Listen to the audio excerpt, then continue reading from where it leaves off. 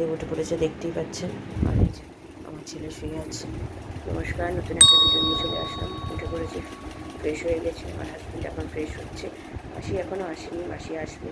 ছেলেকে তুলবো, ছেলের আন্টি আসবে 9:30। আজকে ছেলে স্কুল যাবে না, কালকে যাবে না, কারণ ছেলের স্কুলে মিটিং আছে। তখন আজকে কারণ গতকাল রাত্রি 11টার সময় নোটিশ পাঠিয়েছে যে মিটিং আছে, সেই জন্য বাচ্চাদের আজকে স্কুল হবে না। যাদের ক্লাসের মিটিং তারা যাবে, তো এই জন্য আজকে আর যাবে না, কালকে থেকে যাবে। তো ছেলের সঙ্গে আন্টিকে রাত্রিবেলাতেই বলে দিয়েছি যে একটু দেরি করে আসতে, সকালবেলা আসতে একটু উঠতে অসুবিধা হয়, রাত্রির করে শুই তো আমরা। তার জন্য তো আন্টিও বলেছিল যে বৌদি যদি না যায় স্কুলে কোনো দিন, তাহলে আমাকে বলে দেবেন, আমি তাহলে একটুখানি বেলা করে আসবো। ঠিক আছে, কোনো অসুবিধা নেই। তো ওই 9:30 10টা ধরে রাখো, 10টাতেই আসবে। তো ততক্ষণ ওকে তুলে ফ্রেশ ট্রেশ করে রাখি, নিয়ে দাঁত মাঝে দুধ খেলে তো সময় লাগে না আমার ছেলে। আর রান্না বলতে গেলে আজকে তো ডাল ভাতি করবো, বলতে গেলে আজকে সিম্পল রান্না করবো, মাছ ভাজা, ডাল করবো, আলু সেদ্ধ করবো। আমি আবার আলু সেদ্ধ ছাড়া ডালটা খেতে ভালো লাগে না।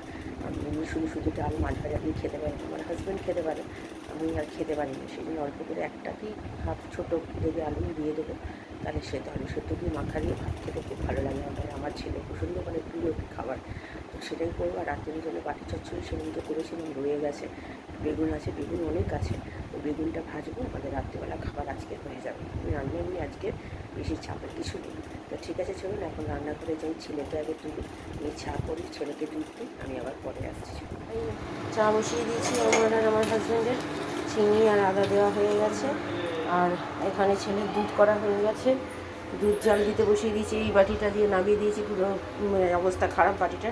তো এখনও পর্যন্ত মাসি আসেনি। মাসিকে বলা হয়েছে ছেলের স্কুল নেই, তাই নাহলে তো দেরি হয়ে যেত। কিছু বলার নেই, এদেরকে যতই বলুন না কেন সেই। আর আজকে রোদ্দুরটা দেখেছেন তো, সেই আবার সেরকম রোদ্দুর, একদম পুড়িয়ে দেবে মানুষকে কিছুদিন চাপাতে। চা পাতা দিয়ে দিয়েছি, 9টার ঘন্টা বাজছে, এখনও পর্যন্ত মাসির দেখা নেই, কিচ্ছু বলার নেই। এবার ঢুকবে, 9টা বেজেছে, এবার ঢুকবে, বলে লাভ নেই। ওর সময় মতোই ও ঢুকবে, যতই আপনি ওদেরকে বলুন না কেন। তো এই যে আমার হাজব্যান্ডের ব্রেকফাস্ট লুচি ছিল, দুটো দিয়ে দিলাম, আর এটা আমি বিস্কুট খাবো।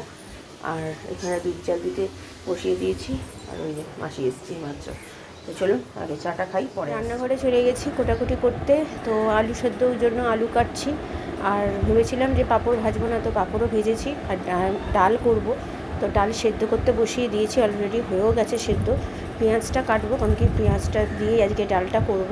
তো ওইদিকে দেখতেই পাচ্ছেন, ওইদিকে প্রেশার কুকারটা হয়ে গেছে, আর ভাতও বসিয়ে দিয়েছি। তো বললাম না, কোটাকুটি করতে করতে আমি ভাতটা বসিয়ে দিই, ততক্ষণে হয়ে যায়। তারপরে এই যে পেঁয়াজ কাটছি, পেঁয়াজটা ডুবো ডুবো করে কেটে নিয়েছি। অনেকদিন পর পেঁয়াজ ডাল খাচ্ছি, সেই মারা ছিল তখন করেছিলাম, মাদের গৃহপ্রবেশের পরে। তো পেঁয়াজ ডাল করেছিলাম, তারপরে আর করা হয়নি যদিও। তো আজকে ইচ্ছে হলো খেতে, তো নিরামিষ নয়, নিরামিষই ডাল সবসময় খাই। তো আজকে একটু আমিষ ডাল খেতে ইচ্ছে করলো পেঁয়াজ দিয়ে, তো ভালো লাগে খেতে। তো এই হচ্ছে ব্যাপার। ছেলের আন্টি চলে এসছে, আন্টির কাছে পড়তে বসে গেছে ছেলে। আলু ফালু সব কোটা হয়ে গেছে, মাছে একটু নুন হলুদ মাখা হয়ে গেছে। দেখতেই পাচ্ছেন ডালটা সেদ্ধ হয়ে গেছে, পেঁয়াজও দিয়ে দিয়েছি, আর এখানে আলু সেদ্ধটা বসাবো। আর ওইদিকে ভাত হয়ে গেছে, তাড়াতাড়ি করে আমার তাহলে রান্না হয়ে যাবে। তো এইদিকে ফোড়ন দিয়ে দিয়েছি, যেমন শুকনো লঙ্কা, কালো জিরে, মেথি ফোড়ন দিই আমি ডালে। তো সেই ফোড়ন দিয়েছি। তো ডালও হয়ে গেছে, আমি পাঁপড়টা ভাজছি।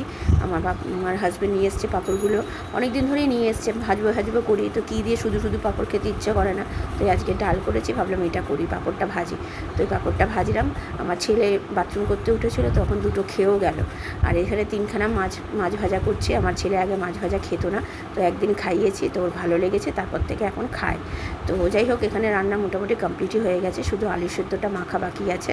আর ছেলে তো পড়ছে বললাম, আমার হাজব্যান্ডের স্নানও হয়ে গেছে, এবার পুজো করতে বসবে। হাজব্যান্ডের খাবার বেড়ে দিয়েছে, এই কালকের এই কাটলেটটা, মাছ ভাজা, আলু সেদ্ধ, পাঁপড় ভাজা, ডাল। আর কি চাই বলুন তো দুপুরের খাবারের মধ্যে? চলুন ও খেয়ে নিক। তো আমার ছেলের এই যে পড়া হয়ে গেছে।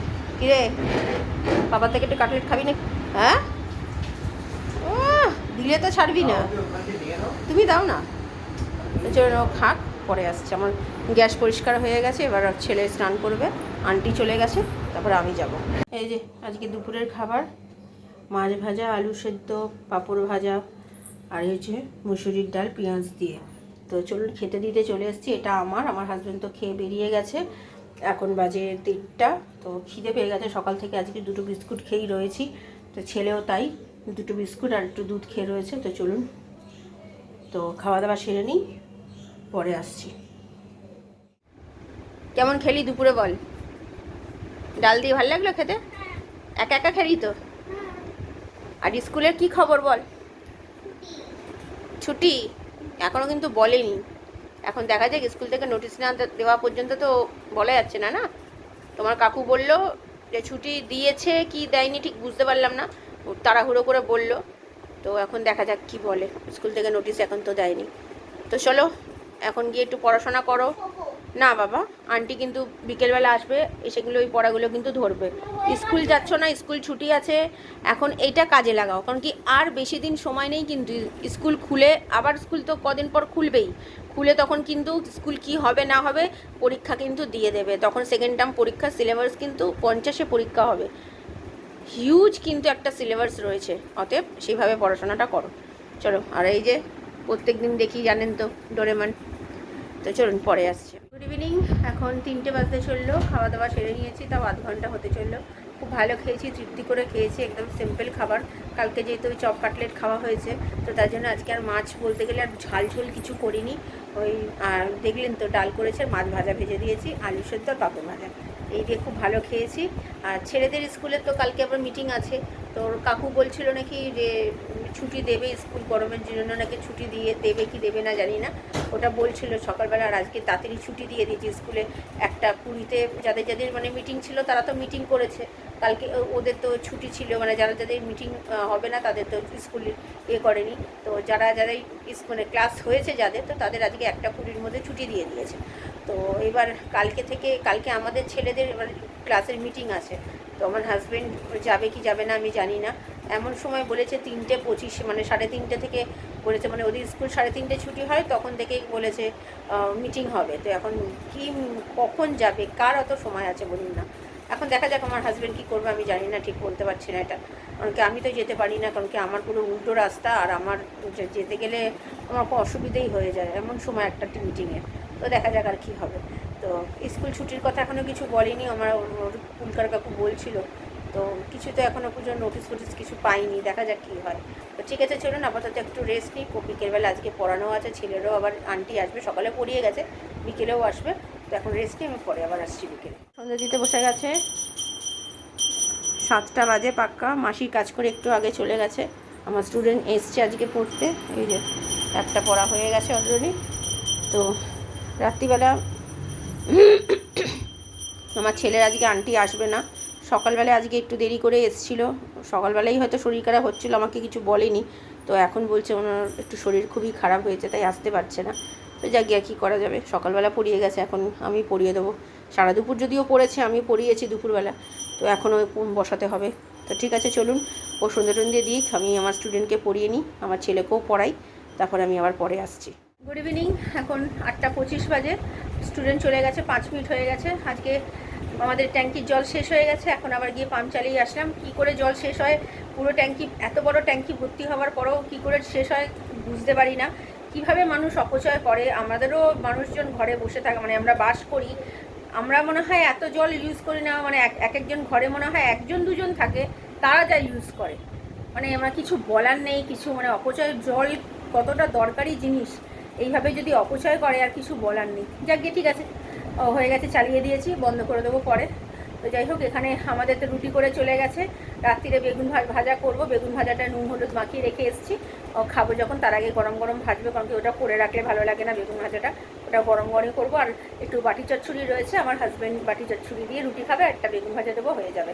আর আমরা শুধু বেগুন ভাজা নেবো, একটু পেঁয়াজ কাটবো, লঙ্কা নিয়ে এনাফ খাওয়া হয়ে যাবে। আর কালকে ছেলের স্কুল আছে, এখনও কিছু ঘোষণা করেনি স্কুল ছুটির কথা, গরমের জন্য যে ছুটিটা বাড়ানোর কথা হয়েছে সেটা এখনও বলেনি, দেখা যাক কী হয়। কালকে স্কুল গেলে, কালকে তো মিটিং আছে, স্কুল যাবে, তো তখনই জানা যাবে কী হবে না হবে। তো ঠিক আছে চলুন, আমি আবার পরে রাত্রিরে আসি। রান্নাঘরে চলে এসেছি রাত্রিরের খাবারটা করতে, খাবার মানে বেগুন ভাজা ভাজতে। তো আমি এখন এসে দেখেছি, মানে আমি ভুল দেখেছি যে 11টা বেজে গেছে। আপনাদের সাথে হয়তো এখানে বলছিলাম, আমি পরে বলছি তাই। তো আমি ভেবেছি 11টা বাজে, তারপরে পরে যখন খেতে এসে ঘড়ি দেখছি তখন দেখছি 10টা 5 বাজে। আমার ভুল হয়ে গেছিলো। তো যাই হোক, এখানে ভাজা হয়ে গেছে, গরম গরম খেতেই ভালো লাগে। আমার হাজব্যান্ড একটু পরে খেয়েছে, তো হাজব্যান্ডটা সব বেড়ে টেড়ে রেখে আমি আর আমার ছেলে একটা পাতেই নিয়ে খেয়ে নিয়েছি। খুব রাত্রিরে খুব তৃপ্তি করেই খেলাম। খাওয়া দাওয়া হয়ে গেছে, কিন্তু আপনাদেরকে তখন আমি বললাম না যে 11টা বাজে, 11টা বাজে না, তখন 10টা বাজে। আমি ভুল দেখেছিলাম। তো যাই হোক, আমার হাজব্যান্ড একটু পরে খেয়েছিল, তো আমি আর আমার ছেলে তখন গরম গরম বেগুন ভাজা দিয়ে খুব ভালো খেয়েছি। তো এখন কালকে ছেলের স্কুল আছে, নোটিশ কিছু দেয়নি, কালকে ছুটির কথা কিছু বলেনি স্কুলে, তো কালকে স্কুল যাবে। মিটিং আছে, মিটিংয়ে আমার হাজব্যান্ড হয়তো যাবে। তো দেখা যাক কালকে কী হয়। আবার এদিকে হচ্ছে কথা বলতে কি, রাত্রিরের খাবার কালকে নিয়ে চিন্তা। কারণ কি, সকালবেলাটা না হয় ডাল দিয়ে সব দিয়ে হয়ে গেল, আমাদের একটু মাছের ঝাল করব, হয়ে যাবে, কারণ ডাল আছে, তারপরে একটু পাঁপড় ভাজা আছে, হয়ে যাবে। কিন্তু এখন রাত্রিরের জন্য কি করব, আমার এটাই চিন্তা হয়ে যায়। তো দেখা যাক কী করি। তো মোটামুটি সব কাজ গোছানো হয়ে গেছে, জামা কাপড় ভেজানো সব হয়ে গেছে, চাল ভেজানো হয়ে গেছে। ভিডিওটা তাহলে আর বড় করছি না, ভালো লাগলে লাইক শেয়ার সাবস্ক্রাইব করবেন। কালকে নতুন একটা ভিডিও নিয়ে চলে আসবো। আপনারা ভালো থাকবেন, সুস্থ থাকবেন।